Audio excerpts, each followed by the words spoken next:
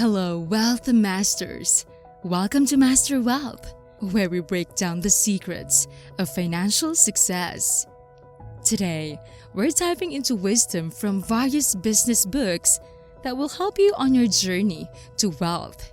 In today's fast-paced world, many aspiring entrepreneurs find themselves struggling to balance their dreams of financial success with the constraints of time. With an overwhelming amount of business literature to sift through, finding the right guidance can be a daunting task.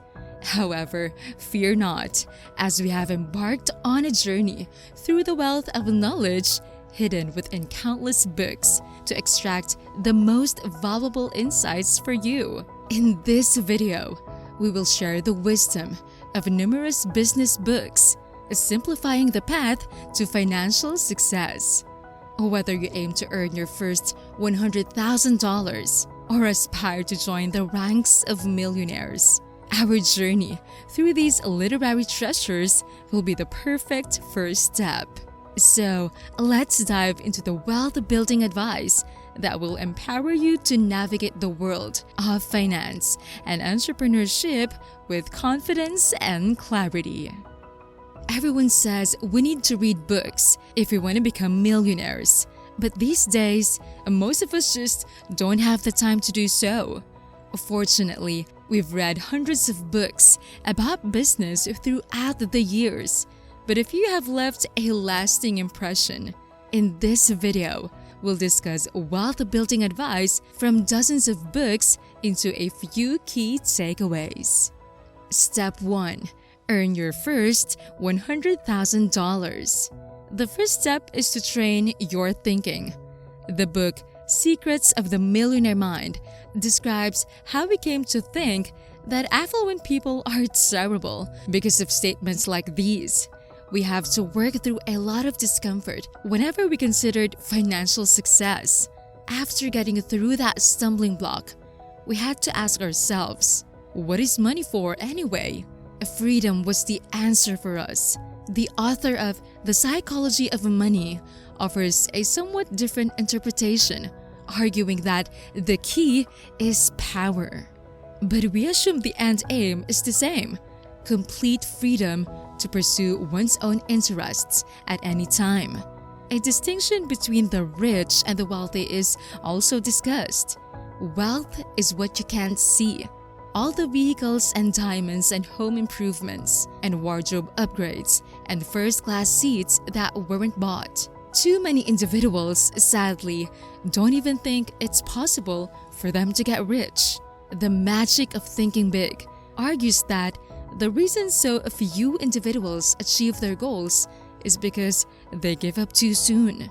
We don't assume that positive or negative thinking alone will lead to achievement, but they are necessary beginnings.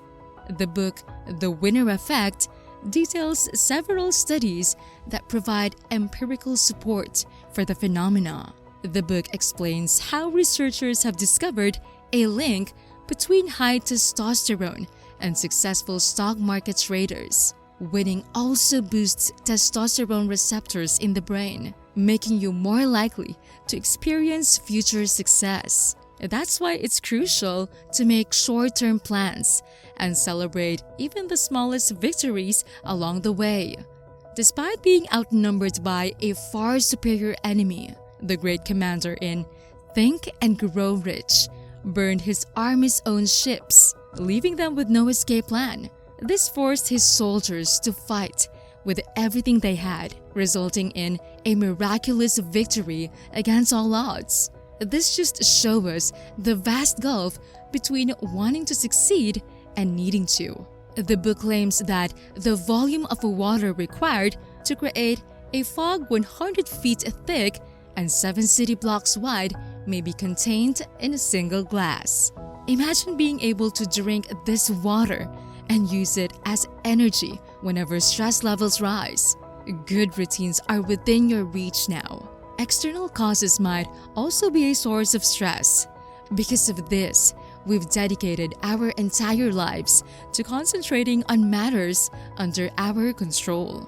We found the author's habit stacking technique, in which A new habit is paired with an existing one, so both are completed at the same time to be particularly helpful for forming new habits.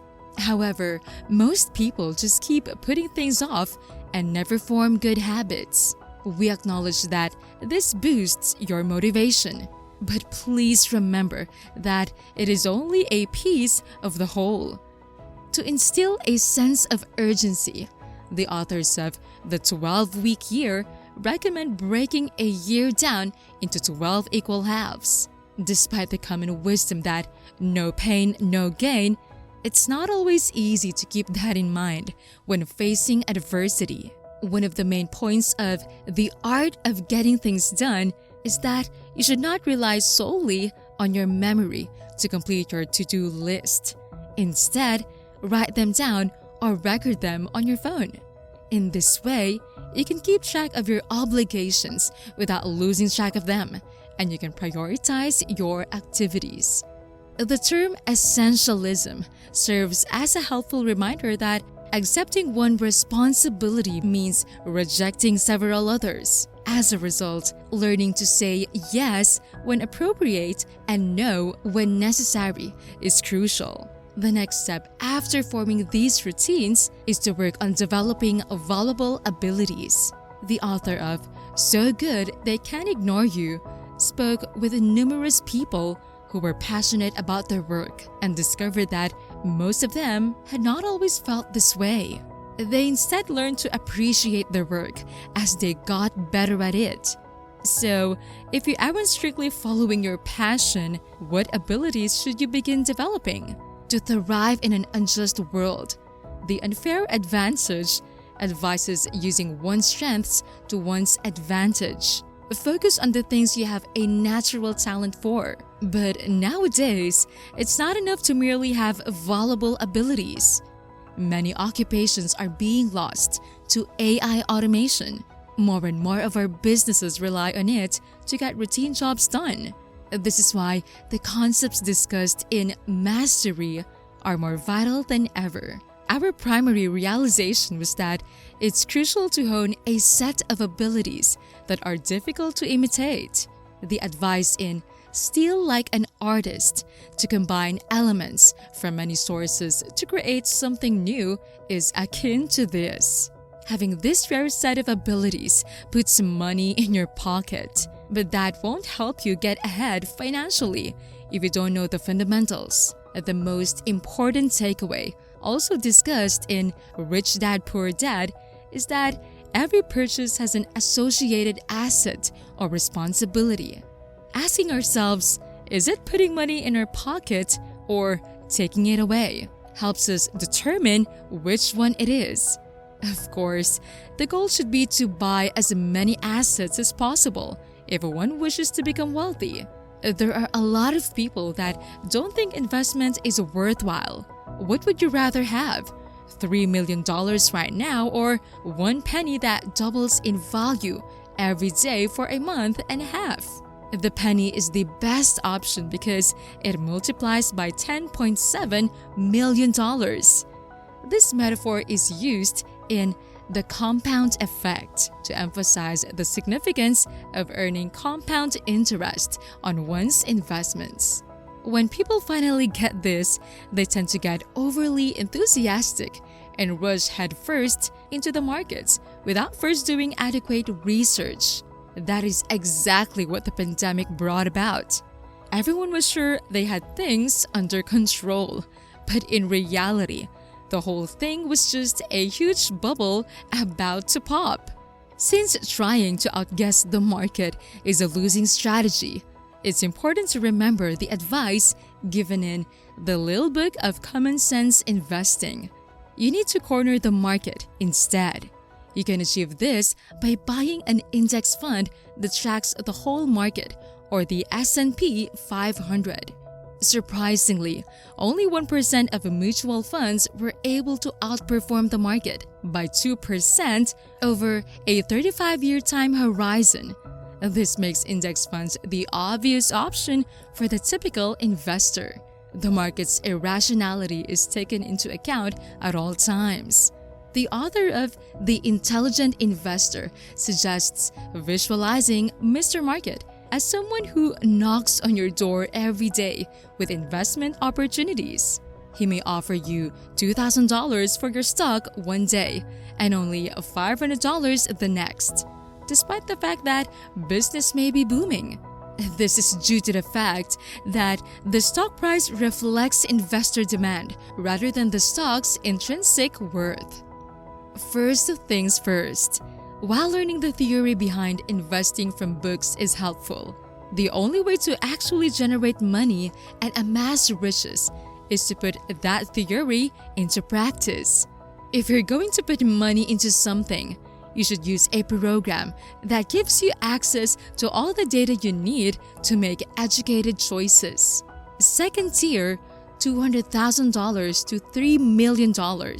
Once you've dealt with your own doubts and are ready to take the next step, you'll need to learn how to add value beyond the sale of your time. We are encouraged to pursue higher education, excel academically, and eventually land well-paying careers. But there is a limit to how much money you can make if you do this. The cash flow quadrant identifies four main sources of income: employment, self-employment, business ownership, and investment. Entrepreneurs and investors can leverage the efforts and resources of others to increase their own financial success. That's why it's so important to settle in the upper right corner if you want to increase your wealth. To be sure, what does it entail to be wealthy?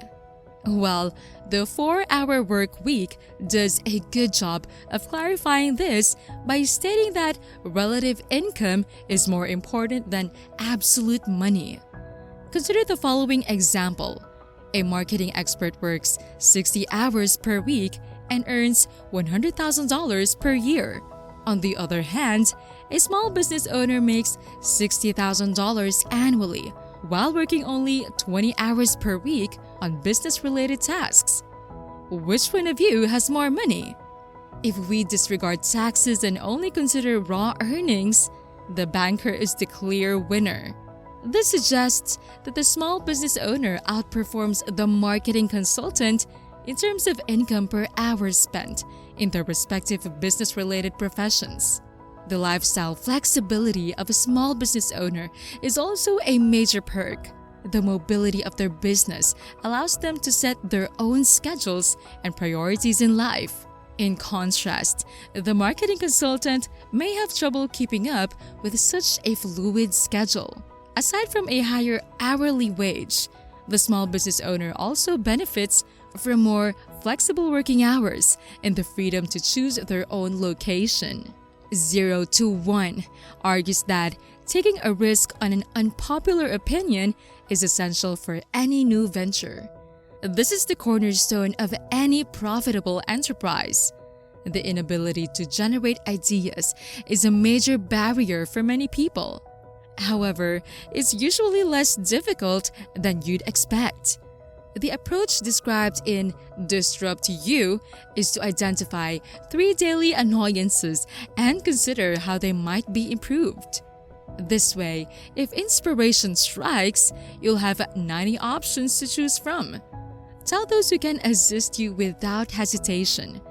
People are often overprotective of their ideas, despite the fact that they often lack the potential to amount to much on their own. The feedback loop of the lean startup is built around the 3 tenets of build, measure, and learn. This method allows you to adjust and improve your original concept as you go, reducing the risk of making something that will be unpopular. An intriguing study was done on 108 startup companies spanning 30 different sectors. Of these, 92 companies went after the red oceans, while 16 opted for the blue. The term blue ocean is used to describe a market in which there is little to no competition, while the term red ocean describes a market in which competition is fierce. Businesses operating in less competitive markets accounted for 39% of earnings, while those operating in blue oceans accounted for 61% of profits. In addition, after 10 to 15 years from their initial launches, these companies were unrivaled in their respective fields. Becoming overcrowded is a smart tactic for making your own blue ocean. Take Bugattis as an example. There's a lot of demand, but only so much supply. Bugatti's management isn't worried about supply and demand since they know that the rarity of their automobiles only increases their popularity. There will always be consumers eager to purchase an item that has sold out. The primary lesson from breakthrough advertising that you can't manufacture desires is something we always keep in mind when trying to increase demand for items. Instead, it is your responsibility to develop a solution for unmet consumer needs. Third tier, $1 million to $10 million plus. In addition, Elon Musk's current level of success would not be possible without his capacity to motivate others to help bring about the change he envisions. As one of the best works on the subject, Influence, the Psychology of Persuasion, is highly recommended. A technique dubbed tactical empathy is proposed in Never Split the Difference as a means of doing this. Understanding other person's predicament is essential if you want them to understand yours. As described in How to Win Friends and Influence People, people want to be heard but dislike being corrected. The truth is that everyone has feelings. This is usually what guides their decision-making, and they use rhetoric and reasoning to defend their stances. The croc brain, which evolved when we were just animals, the midbrain, which processes information, and the neocortex, which makes all of our judgments, are the three separate brains that Pitch Anything describes. When trying to persuade someone, the vast majority of people focus on the neocortex, but you have to go through the croc mind first. You can accomplish this by appealing to their emotions and keeping your request as straightforward as feasible. We've put a lot of study time into leadership because it's directly correlated to financial success. An effective method described in Start with Why is the golden circle, which places why in the center, how in the middle, and what on the periphery. It's like when our instructors instructed us to read because it was a requirement, but they never encouraged us to actually do it. But our guides informed us that if we wanted to get rich and be independent, we needed to read certain books, and they pointed us in the right direction. The idea is that effective leaders motivate you to get things done. Nowhere do they instruct you to. Despite appearances to the contrary, every leader is essentially a cold-blooded strategist. We gained a deeper appreciation for this after reading The 48 Laws of Power, specifically Law number 11, Learn to keep people dependent on you. This is true for both employees and leaders. If you are replaceable, you will never have power. However, if your future business relies on people who are irreplaceable, it will fail. Imagine a graphic designer who uses their skills to produce breathtaking works of digital art.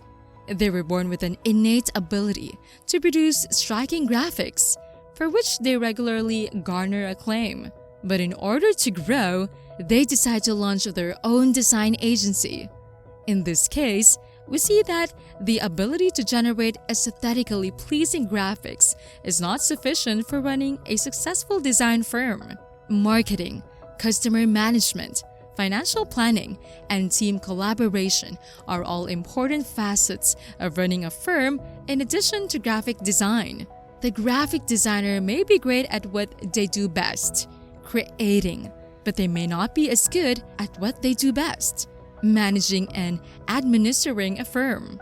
The lesson here is that having a lot of experience in one area is no guarantee of success. These business owners frequently overspend in the hopes of one day turning a profit. Nonetheless, it is common for businesses to fail when revenue drops but costs remain constant.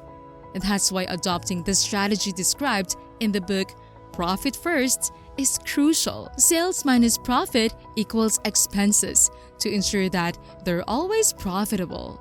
If you have a considerable amount of wealth, it might be worth reading The Fourth Turning, which suggests that every century consists of around 425-year historical blocks called the High, Awakening, Unraveling, and Crisis. Another good one is The Changing World Order, which discusses the idea that every major superpower has its time and eventually declines. These can provide a perspective on how events and trends may impact the economy and society, which can be useful for making informed decisions about investments and business ventures, but aren't necessarily something to worry about if you haven't made at least $10 million in our opinion. As we wrap up our wealth-building journey, remember this: you have the power to achieve financial success. With the wisdom from these books, you're better equipped to navigate your financial future. Take action, stay committed, and keep exploring opportunities. Thanks for being part of Master Wealth. You're the master of your wealth, so keep chasing your dreams and securing your financial freedom. Stay tuned and don't forget to like and subscribe for more helpful content.